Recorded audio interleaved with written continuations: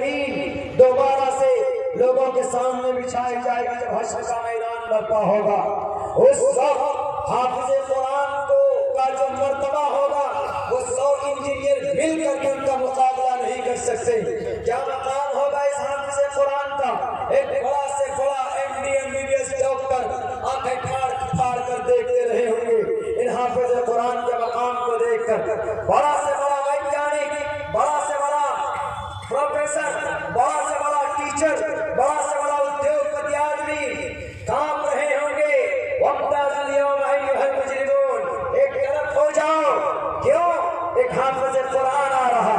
अल्लाह कहेगा कि ये हाफिज़ कुरान जिनको तुम जलील करते थे दुनिया में, जिनको तुम रुस्वा करते थे दुनिया में, जिनकी दाढ़ियों टोपी से तुम नफरत करते थे, अपनी बेटे का हाथ देने से तुम घबराते थे कि ये कहां से खिलाएगा, कान खोल कर सुन, ये हाफिज़ कुरान वो है, इसके लिए कहा जाएगा। अल्लाह कहेगा ये हाफिज़ कुरान चल, तूने अपने गांव के अंदर, तूने अपने गांव में के मदरसे के अंदर कुरान को हिफ्ज़ किया था, तेरे सीने में कुरान था।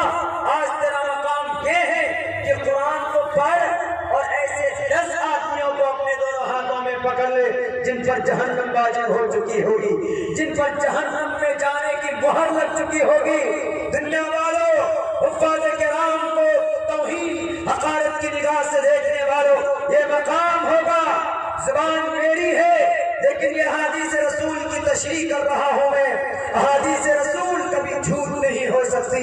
अल्लाह का फरमान नबी के जरिए जो हम तक पहुँचाया गया वो कभी झूठा नहीं हो सकता। उस हाफिज़ कुरान से कहा जाएगा कि बेटे कुरान पढ़ता जा, जन्नत के दरवाजे में चढ़ता जा। MP साहब देख रहे होंगे, इंजीनियर साहब देख रहे होंगे, और प्रोफेसर साहब देख रहे होंगे, पायलट साहब देख रहे होंगे कि हम तो हमेशा आसमानों में उड़ा करते थे। उस वक्त देख रहे होंगे, हाथ मल रहे होंगे, दांतों के नीचे उंगलियां चली जाएंगी। ये मंगला हाफिज साहब ये तो आज जन्नत में जा रहा है।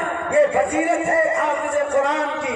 इनके माँ बाप को ऐसा रोशन ताज पहनाया जाएगा कल क़यामत में, जिसकी रोशनी चांद सूरज की रोशनी उस हाफिज कुरान के माँ बाप के सर पर जो ताज होगा उसका मुकाबला नहीं कर पाएगा। पूछेंगे लोग इन्होंने कौन सा बड़ा काम किया? उनसे कहा जाएगा कि कुछ नहीं किया।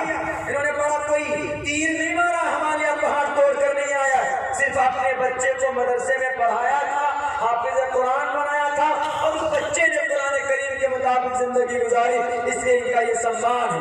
वहाँ पर बड़ा गाँव का मुखिया ऐसा देखते रह जाएगा, अरे मंगला का बेटा और मंगला को ताज और ये बुधवा को जन्नत में जाने की सर्टिफिकेट। जी ये मकाम है हाफिज़ कुरान की, जिनको हम और आप अंदाजा नहीं लगा सकते। इस धरती पर नफरत करते हैं बहुत से लोग। I hate Hafiz, I hate मौलाना। ऐसा हुआ, I have experienced। हमारा रिश्ता 5 साल पहले, हमको जलसे की दुनिया में आने से ज्यादा दिन नहीं, 3 से 3.5 साल हुआ। हमारा रिश्ता एक जगह पहुंचा, एक वकील साहब की बेटी से। हम भी एक स्कूल में पढ़ाते थे, वो भी उनकी बच्ची भी पढ़ती थी। तो हमने रिश्ता भिजवाया हमारे पेरेंट्स लोगों ने। उन्होंने स्पष्ट यही कहा कि हमको आलिम लड़का नहीं चाहिए, हमको दाढ़ी वाला लड़का नहीं चाहिए। कोई बात नहीं, उसको पसंद नहीं था तो वो ये कहता कि नहीं हम अभी रिश्ता नहीं करेंगे। बहुत सारे तरीके होते हैं, लेकिन ये कहता कि हमको आलिम लड़का नहीं चाहिए, हाफिज लड़का नहीं चाहिए। तो इससे गोया कि आप फजीलत इल्म वारिसीन अंबिया हाफिज कुरान का और आलिम दीन की आप तौहीन कर रहे। हमने कहा कोई बात नहीं। 1 साल के बाद या 5-6 महीने के बाद रिश्ता सबका होता है, हो गया, शादी हो गई। आज तक वो लड़की 2 जगह शादी हो चुकी, उसका कहीं पर रिश्ता। मैं ये नहीं कहता हूँ किसकी वजह से, अगर उसके बाप की ये सोच है कि नहीं मुझे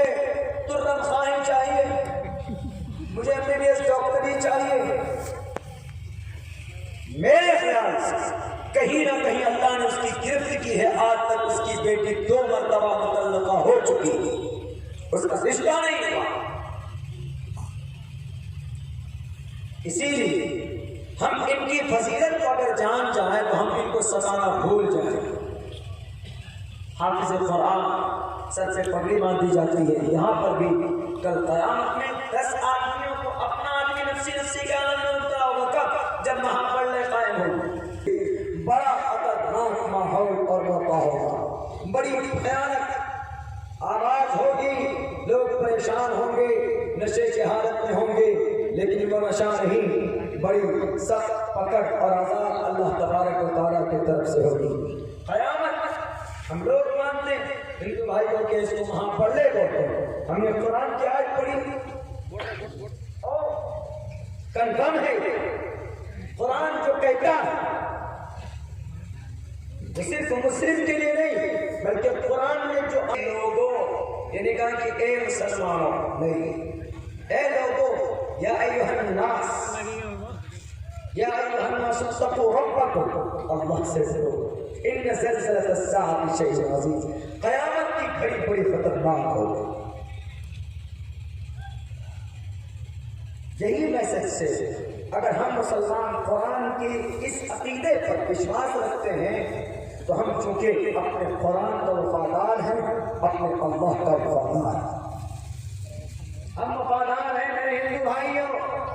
आप में से बहुत से लोग ऐसे हैं, गुरु कंटाल जिसको बोलते, वो आपको वफादार बनने नहीं देते। हम मुसलमान अल्लाह के भी वफादार हैं, कुरान के भी वफादार हैं और अपने नबी के भी वफादार हैं। और जिस मुल्क में, जिस गांव में, जिस बस्ती में हम पैदा होते हैं, हम उस जगह से भी वफादारी करते हैं। क्या गुनाह है हमारा? कटिहार जिला के अंदर हाजीपुर बस्ती में मोहम्मद जमाल के साथ अभी कितना बुरा बर्ताव हुआ, मार दिया गया उसको। 4 बेटियां हैं उसकी, 4 बच्चे, एक बेटा है, उसके घर पर छत नहीं है। इस जुल्म पे जिसका नाम मोहम्मद और जमाल था, अरे मोहम्मद जमाल के साथ साथ उससे पहले पहले अल्लाह का वफादार था। वो कुरान पर एतकाद रखता था, अहादीस पर एतकाद रखता था। कुरान पर एतकाद रखना गुनाह है। हम कुरान पर विश्वास रखते हैं, एतकाद रखते हैं कि क़यामत आएगी। क्या ये बात वेदों में नहीं है? वेदों में है मेरे भाइयों, मेरे हिंदू भाइयों। अगर मैं झूठ बोलता हूं तो कल सुबह सवेरे आप निकले गुरु कुरान का एक मंत्र उठाकर देखिएगा। सुबह सवेरे अगर आपके गांव में ना हो, आपके समाज में ना हो, तो आप अपने साथ संत के पास बैठ कर कहिएगा कि जरा इस मंत्र की तशरीह करके बताइए। कुरान ने कहा या अय्युहन नास तक़ू रब्बकुम इन्न ज़लज़लतस्साअति शैउन अज़ीम, बहुत खतरनाक चीज होगी क़यामत जब कायम होगी। यौम यफ़िर्रुल मर्उ मिन अख़ीही, भाई भाई से भागेगा, व उम्मिही व अबीही व साहिबतिही व बनीही लिकुल्लि इम्रिइन मिनहुम यौमइज़िन शअनुन युग़नीह।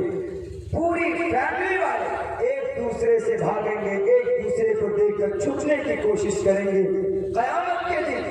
मेरे हिंदू भाइयों, मुसलमान इस पर एतकाद रखता, यकीन रखता। क्यों? क्योंकि कुरान ने कहा और कुरान में अल्लाह ने नाज़िल किया। Allah sent down the Quran to the earth and to teach the people and say and to teach the people what is wrong, what is right। ये बताने के हमको इसलिए मुस्लिम माना जाता है कि हम कुरान पर विश्वास रखते हैं, इस पर अकीदा रखते हैं कि भाई क़यामत कायम होगी। उठाइए कुरान के अंदर कहा गया ओम पूर्णमिदः पूर्णमिदं पूर्णात् पूर्णमुदच्यते पूर्णस्य पूर्णमादाय पूर्णमेवावशिष्यते। ओम शांति, ओम शांति, ओम शांति। क्या मतलब है इस मंत्र का? भाइयों, सिर्फ वही मतलब है जो मतलब इस आयत का या अय्युहन नास तक़ू रब्बकुम इन्न ज़लज़लतस्साअति शैउन अज़ीम। कुल्लु मन अलैहा फ़ान, सारी चीजें फना हो जाएंगी। व यब्क़ा वज्हु रब्बिका ज़िल जलाली वल इकराम, एक जात बाकी रहेगी।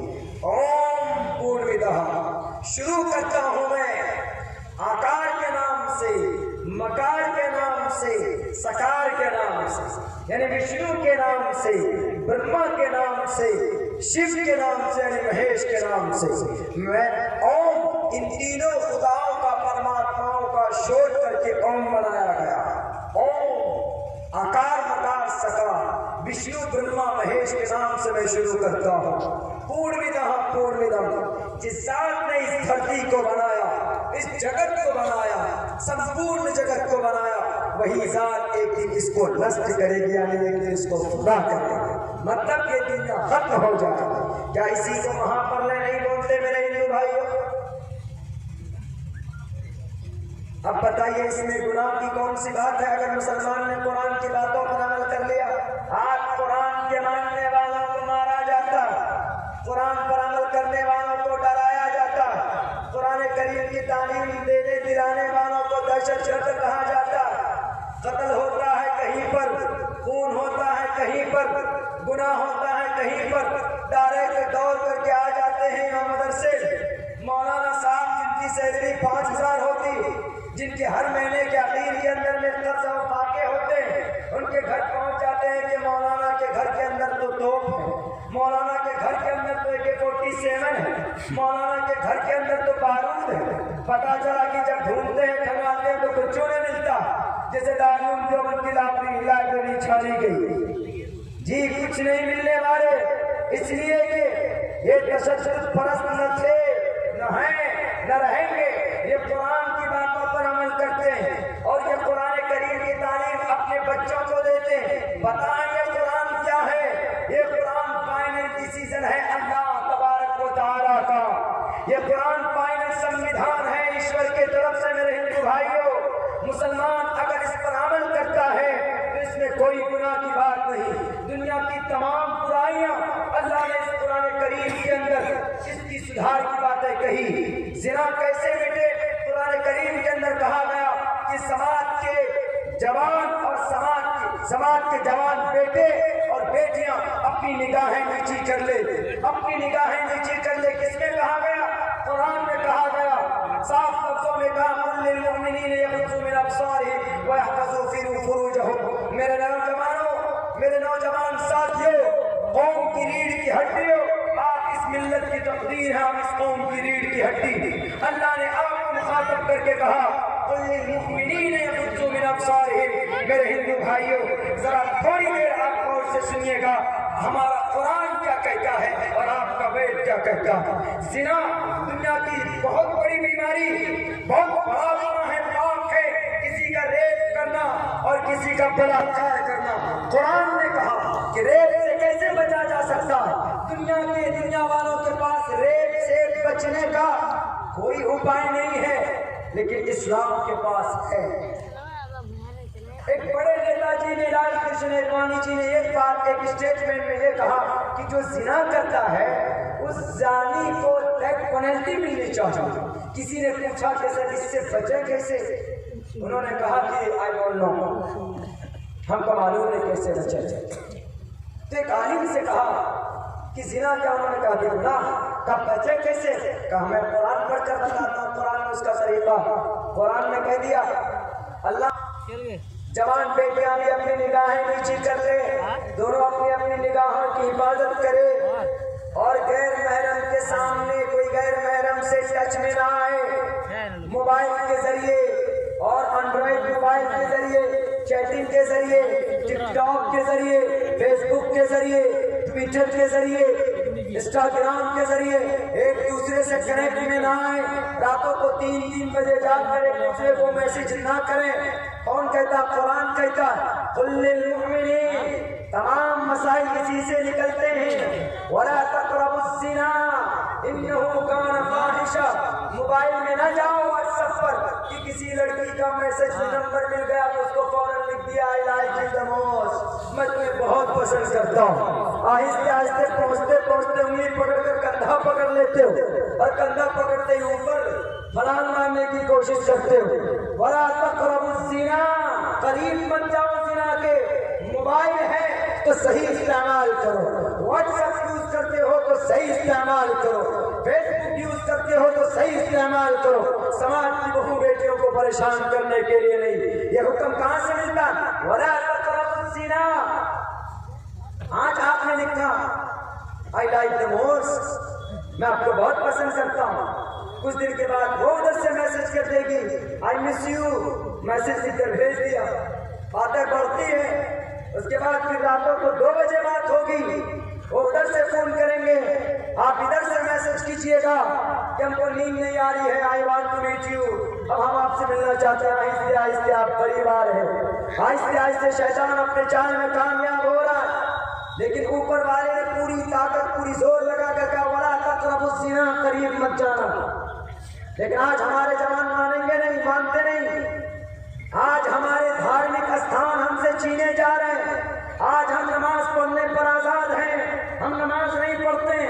आज हम अपनी मस्जिदों को आबाद करने पर आजाद हैं, हम अपनी मस्जिदों को आबाद नहीं करते।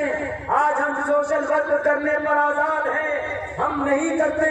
मेरे हिंदुस्तान वालों और इस धरती पर बसने वाले, कलमा पढ़ने वाले मेरे भाइयों, एक जमाना ऐसा आने वाला खुद हिंदुस्तान में, मैं सियासत से भी सूझबूझ हमारी थोड़ी सी है।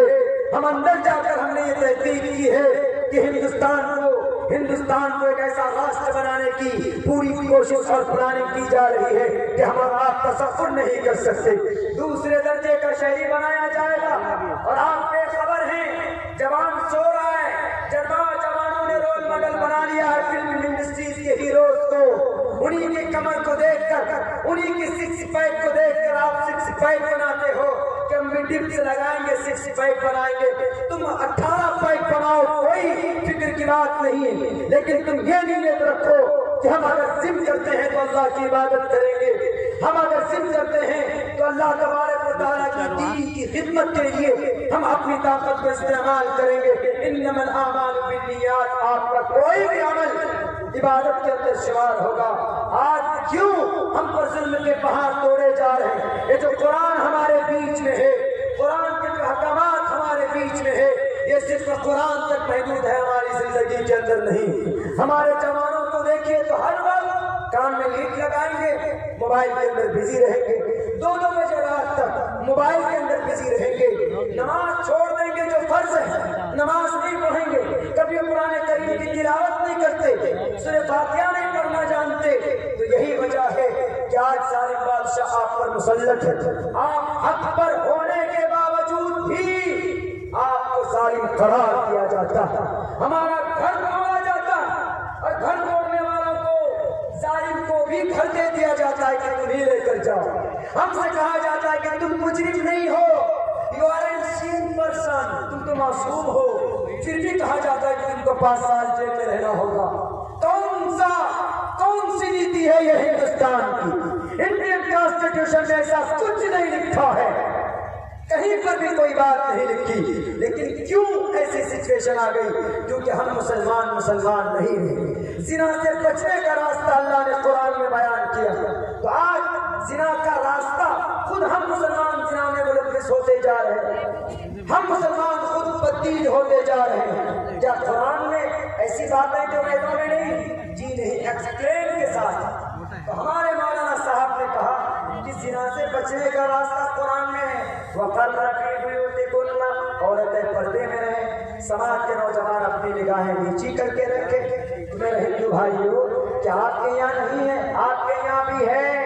अधे पश्चिम परी संतराम गौहर माते को शल्प को, मेरी माँ, मेरी बहनों, माते को शल्प को, समाज के बहू बेटियों, दाएं मत देखो, बाएं मत देखो, ऊपर मत देखो, नीचे देखो।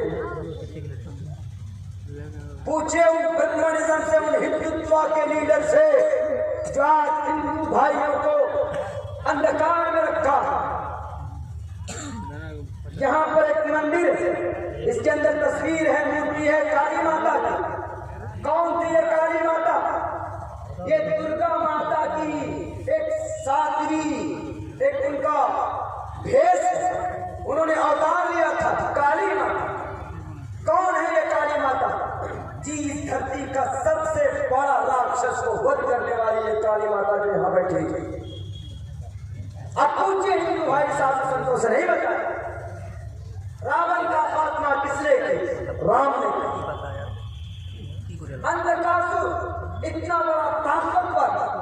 शैतान जल्लाद था, राक्षस था।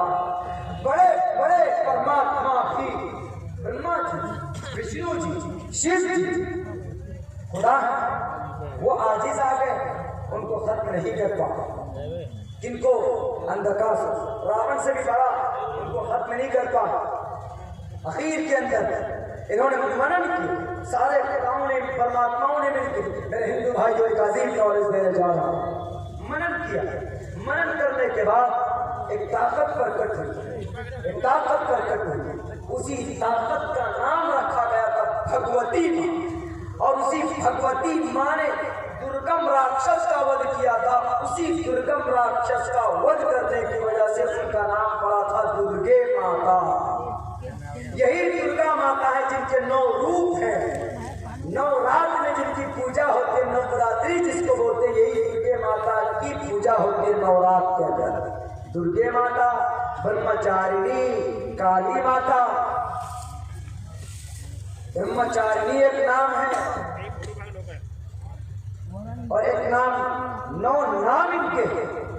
और ये दुर्गे माता ने जब देखा कि अंधकासुर मर नहीं रहा है, तो यही काली माता ने, और काली का अवतार लिया दुर्गा माता ने, तब जाकर छुरे से जाकर आसमान और जमीन के बीच के अंदर उस अंधकासुर का गला काटा था, ये काली माता।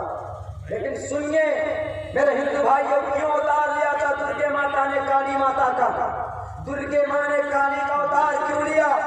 अंधकासुर राक्षस को मारने के लिए। और ये ईश्वर का निजाम भी है, यदा यदा हि धर्मस्य ग्लानिर्भवति भारत अभ्युत्थानं धर्मस्य तदात्मानं सृजाम्यहम्। जब जब अच्छाई को मिटाने के लिए कोई राक्षस आता है तो वह ईश्वर किसी न किसी को भेजता है। आज के डेट के अंदर अंधकासुर बहुत से लोग हैं। आज के डेट में बहुत सारे ऐसे लोग हैं जो रावण की औलाद है, जो अंधकासुर चला गया लेकिन अपने वंश को छोड़ कर गया इस धरती पर। उनका आत्मा के लिए आपको, हिंदू भाई आपको और मुस्लिम भाई आपको मिलकर खड़ा होना होगा। जब तक आप आवाज नहीं उठाएंगे, जब तक आप इन सालिम और इन बहरूपियों के सामने अपनी जुबान को नहीं खोलेंगे, तो ये सोचेंगे कि ये बुज़दिल है, ये सोचेंगे कि ये कुछ नहीं कर सकते। हाँ मकरीब हम ही सब कुछ है। आपके कुरान को बदलने की बात की जाएगी, आपकी शरीयत को मिटाने की बात की जाएगी, मैदान में आना होगा।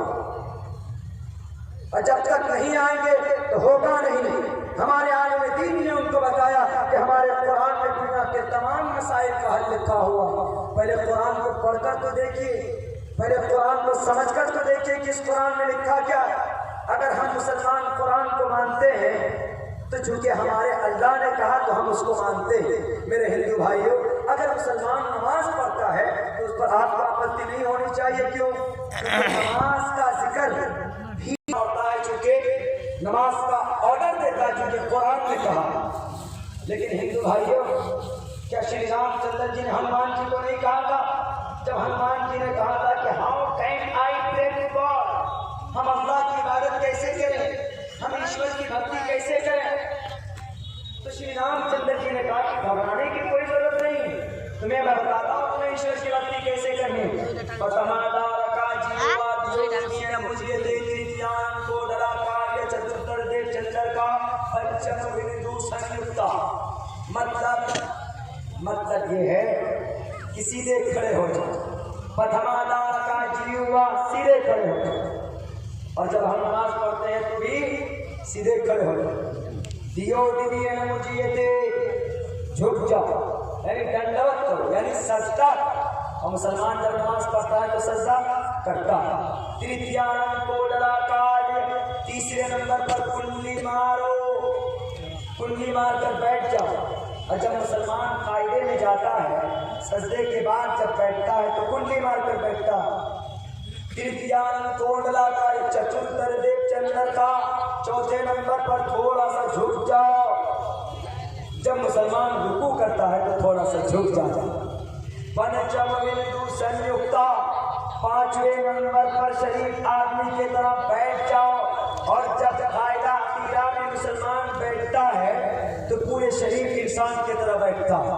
अब मेरे हिंदू भाइयों बताइए कि मुसलमान कहाँ पर अलग से कोई इबादत कर रहा है? वही इबादत कर रहा है सेम जो श्री रामचंद्र जी ने हनुमान जी को कहा था।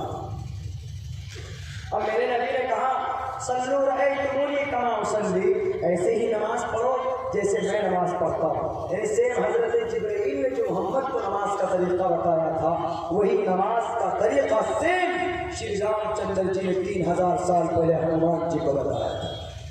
फिर कुछ लोगों के पेट में दर्द क्यों? यह कुरान फाइनल डिसीजन है, कोई तब्दीली नहीं हो सकती। जितना चाहे जोर लगा लो, जितनी चाहे मेहनत कर लो।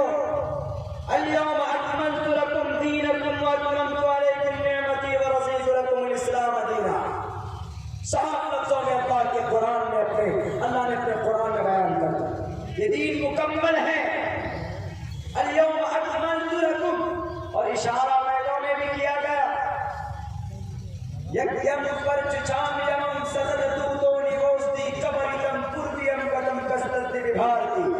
संस्कृत जुबान है, दुनिया की पुरानी जुबान है, लेकिन कही गई संस्कृत में भी ये बात, यज्ञम परचुचाम्यम, ये करना ऐसा जो अखीर के अंदर नबी पाक अलैहि आखिरी नबी यज्ञम परचुचाम्यम सददतुतो निवोस्ति कबरितम पूर्वियम कदम कस्तति विभारती।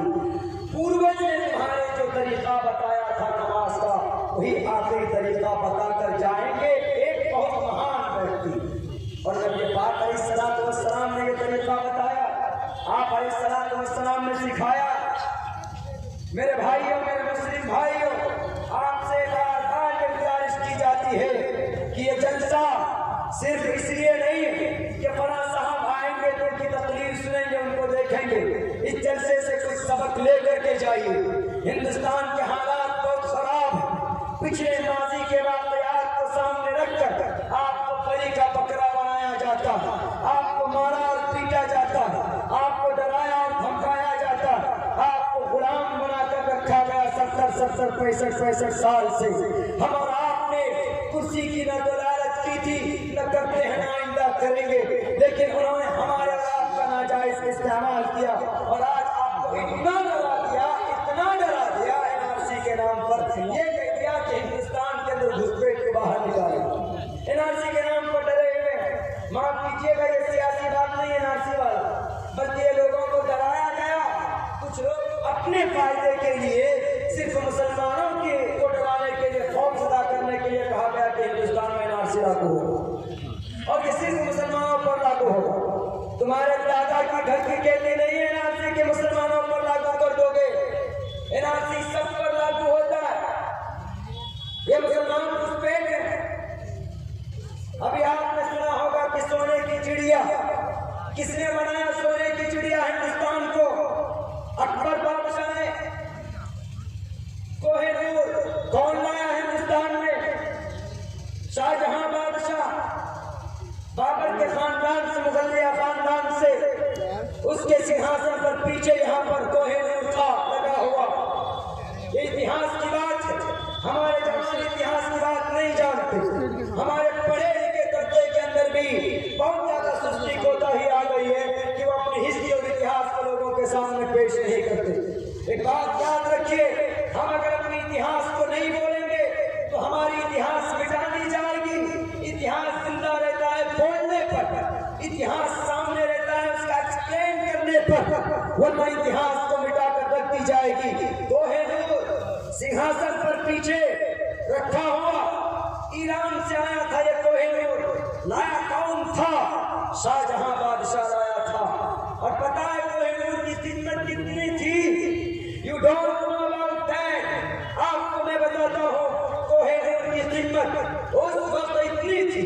उस वक्त के बड़े बड़े ताजिर लोगों ने कीमत लगाई थी कि अगर कोहिनूर को बेचा जाए तो इसकी बिकी इसको बेचकर पूरी दुनिया के इंसानों को 3 दिन तक खाना खिलाया जा सकता है। कोहिनूर की कीमत कितनी थी?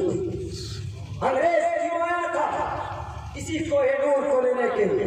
आज कोहिनूर कहाँ? यूरोप कंट्री के लिए। ये मुसलमानों को घुसपैठ, या मुसलमानों को देशद्रोही, या मुसलमानों को कहा जाता है कि आबादी बढ़ाते हैं, इसीलिए एनआरसी लागू होना चाहिए। लागू कीजिए आप एनआरसी, हर गली के अंदर एनआरसी लागू हो, हर इंसान पर एनआरसी लागू हो। लेकिन धर्म की बुनियाद पर नहीं, जात की बुनियाद पर नहीं। हिंदू मुस्लिम सब का एनआरसी होगा, क्रिश्चियन का एनआरसी होगा, जैन का एनआरसी होगा, सबका होगा, किसी एक का नहीं होगा। अगर किसी एक का गिराओगे तो ईश्वर बैठा, वो परमात्मा बैठा है। जैसे आसाम के अंदर एनआरसी लागू किया गया, मुसलमानों को परेशान करने की कोशिश की गई थी मेरे हिंदू भाइयों। अल्लाह की इलाके में कभी आवाज नहीं आती, वहां पर 12.5 लाख हिंदू भाई जिनका नाम हिंदुस्तानी लिस्ट में है ही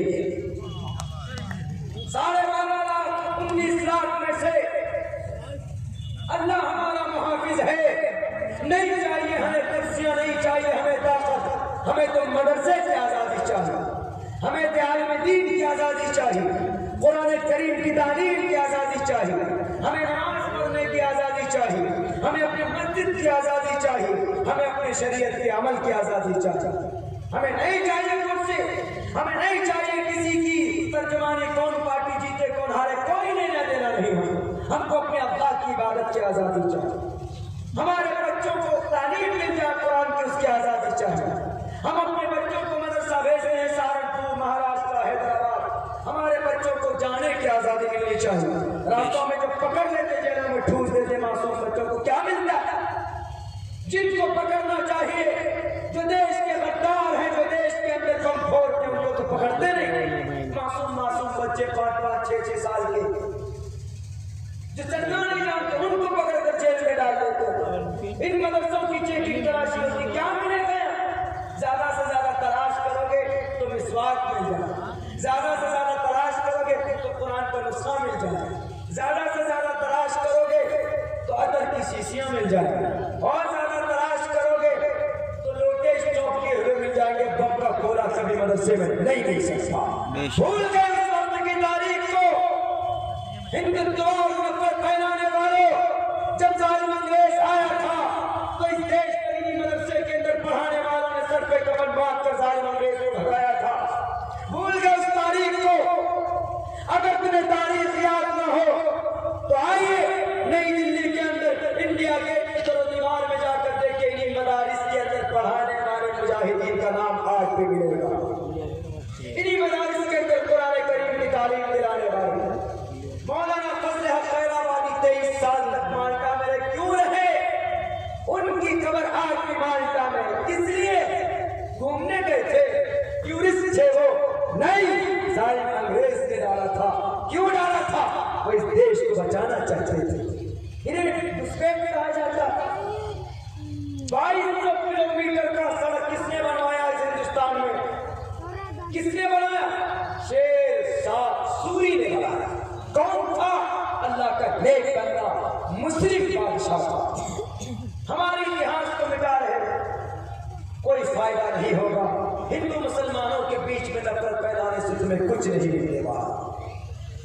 हमें कुरान की आजादी दो, अल्लाह की पाक किताब की तिलावत की आजादी दो, तलाक की आजादी दो, नमाज की आजादी दो।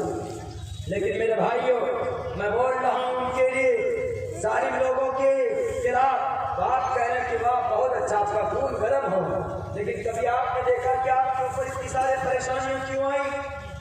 तलाक के ऊपर बंदिश क्यों लगी? हमने कई जगह पर कहा, यहाँ पे भी कह रहा हूँ, तलाक के ऊपर बंदिश क्यों लगी?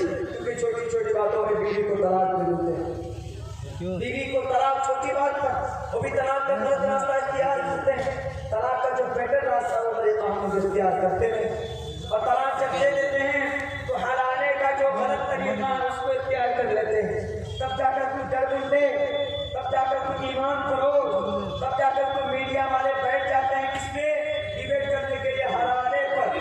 इस्लाम में हलाला है, ये तो हलाला जायज है, ये तो हलाला नहीं है, ज़िना है। और जो आज के दौर में जो हलाले का जो तरीका है, ये वाक़ई बिल्कुल ही ज़िना है, एग्रीमेंट होता है। तलाक का सही तरीका क्या है? सही तरीका, बीवी नहीं मानती आपकी बीवी अगर नहीं मानती तो क्या करेंगे आप अपनी बीवी को प्यार से समझाएंगे, रिश्तेदार से आप मदद लेंगे, फिर भी नहीं समझेगी तो आप एक गवाह को बुला करके कहिए कि मैडम आपकी हमारी गलती नहीं है कि तुमको एक तलाक देता हूँ, एक तलाक बस, ज़्यादा नहीं, एक तलाक।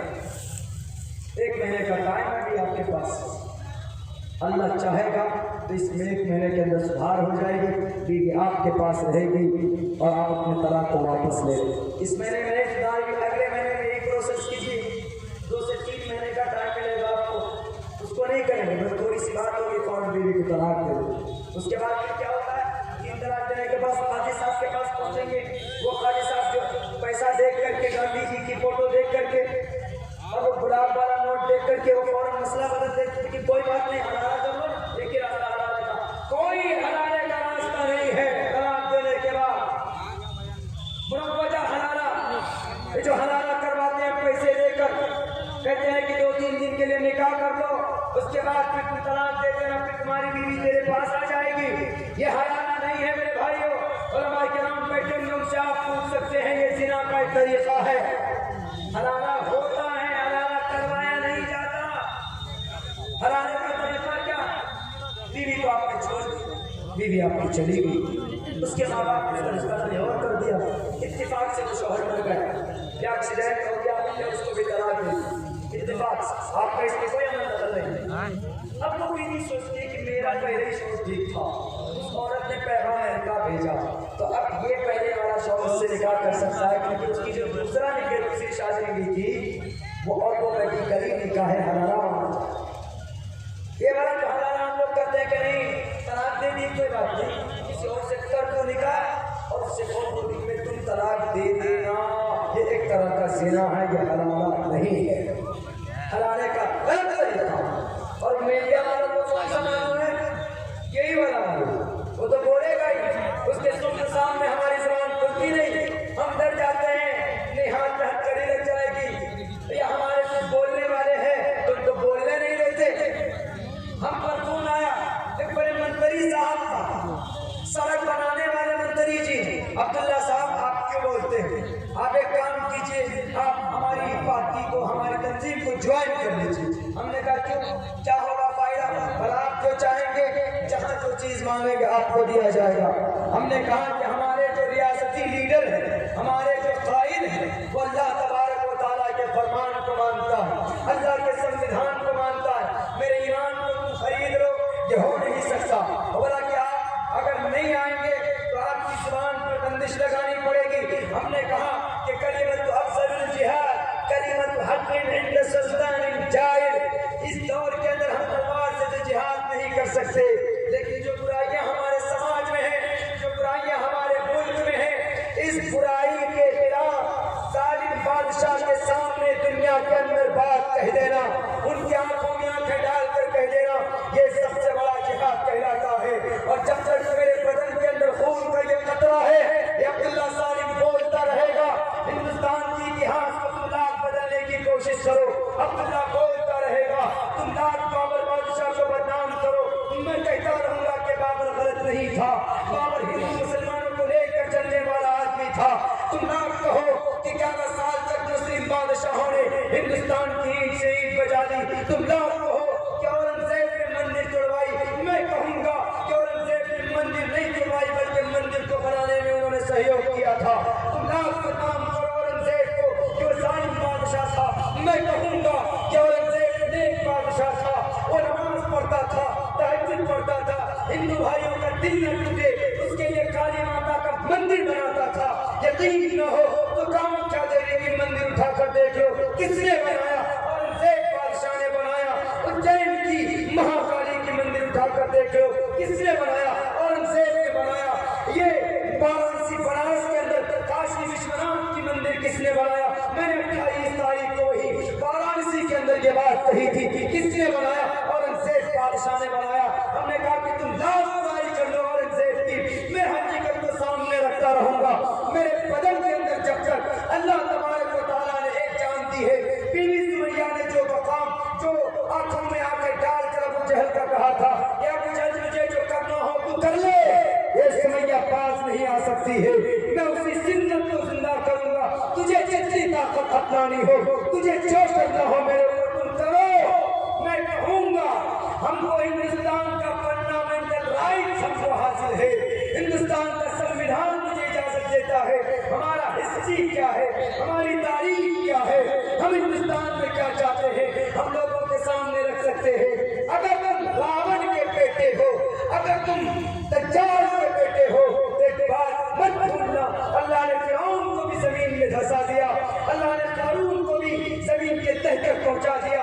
इस धरती के ऊपर कोई जालिम बादशाह ज्यादा दिन तक टिक नहीं पाया है। तुम्हारा भी वक्त आएगा, दुनिया के जालिम इंसानों, चाहे दुनिया का किसी भी मुल्क का कितना ही बड़ा लीडर क्यों ना हो, चाहे दुनिया के अंदर कितना ही बड़ा उद्योगपति क्यों ना हो, अगर वो जुल्म करता है उसके जुल्म का खात्मा जरूर होता है। क्यों? खून फिर खून होता है, जब टपकता है तो जम जाता है, जुल्म फिर जुल्म होता है, जब बढ़ता है तो जमीन से समय हस्ती से मिट जाना करता। हमने ये बात कही, हमने कहा कि मैं इतिहास की सारी बातें जो परफेक्ट है वो रखूंगा। एनआरसी के ऊपर बात हुई, हम एक जगह जलसे में बोल रहे थे तो किसी ने कहा कि मामा ये बात आप हमने कहा क्यों? बोला कि ये सियासी बात है। हमने कहा कि एनआरसी के ताल्लुक से लोगों को समझाना ये सियासी बात नहीं। बहुत से लोग एनआरसी के बारे में नहीं जानते, तो हमने कहा कि एनआरसी का मतलब ये होता है हिंदुस्तानी शहरी, और ये एनआरसी जो होता है ये सबके लिए लागू होता है, किसी एक मजहब वालों के लिए लागू नहीं होता। इसलिए आप लोगों को किसी को डरने की जरूरत बिल्कुल नहीं है। आप सच्चा मुसलमान बनकर रहिए, अल्लाह आपकी मदद करेगा, जैसे आसाम के मुसलमानों की मदद की। बल्कि हमको तो दुख है, आसाम के अंदर जो 12.5 लाख हिंदू भाइयों के नाम नहीं आए, हमको बड़े दिल की गहराइयों से उसका दुख और हम जाहिर करते हैं। किसी को दिक्कत ना हो, किसी को परेशानी ना हो, लेकिन शान और धर्म के नाम पर एनआरसी लागू करना या किसी को परेशान करना, ये खुद हिंदुस्तान का संविधान इजाजत नहीं देता है। आर्टिकल नंबर 14 उठाकर देख लीजिए, आर्टिकल नंबर 14 पूरे एग्जैक्ट 1 घंटा हो चुका है, मेरी आवाज़ नहीं बैठी, मुस्तकिल देर तो मैंने से बात कर लूँ, बस थोड़ी सी बात ये कहूँगा, एनआरसी के ताल्लुक से समझा दूँगा, किसी को समझ में आ जाए तो भाई हमारा बैठ कर 1 घंटा तकरीर करना कामयाब हो जाएगा। ये बात और से सुन लीजिएगा कि जो लोग डरे हुए सहमे हुए हैं एनआरसी के ताल्लुक से, अगर एनआरसी लागू होगा तो कौन कौन से पेपर की जरूरत पड़ेगी वो बात आप समझ लीजिए, उसके बाद मैं अपनी बात खत्म करूँगा, क्योंकि बड़ा लंबा सफर भी करना मेरी आवाज़ के साथ नहीं दे। एनआरसी लागू अगर होगा तो पहले ये बिल पास हो पार्लियामेंट राज्यसभा के, और एनआरसी कहीं पर भी हो वो एक कम्युनिटी पर लागू नहीं हो, ये बात हमेशा याद रखें। अगर कहीं पर लागू होता है तो ये असंवैधानिक कानूनी, आपका अधिकार है कोर्ट जाने, आपको अधिकार है कहीं पे जाने, थाना जाने, सुप्रीम कोर्ट जाने, हाई कोर्ट जाने। तो एनआरसी जब पेश किया जाएगा लोकसभा में तो वहाँ मुद्दे हटाना होगा कि भाई मुस्लिम पर क्यों लागू होगा, हिंदू पर क्यों नहीं होगा, सवाल उठेगा क्यों नहीं होगा। फिर वहाँ पर यह बात आएगी कि अगर हिंदू पर लागू नहीं होगा तो आसाम के हिंदू पर भी क्यों लागू हुआ। इसका मतलब कुछ सियासी खेल है, खैर उन सियासी बात हम नहीं करेंगे, लेकिन इतनी बात जरूर है कि हम आपको तसल्ली देते हैं, हम आपको उम्मीद देते हैं बहैसियत आलिम की और बहैसियत एक सियासी लीडर के, दोनों एतबार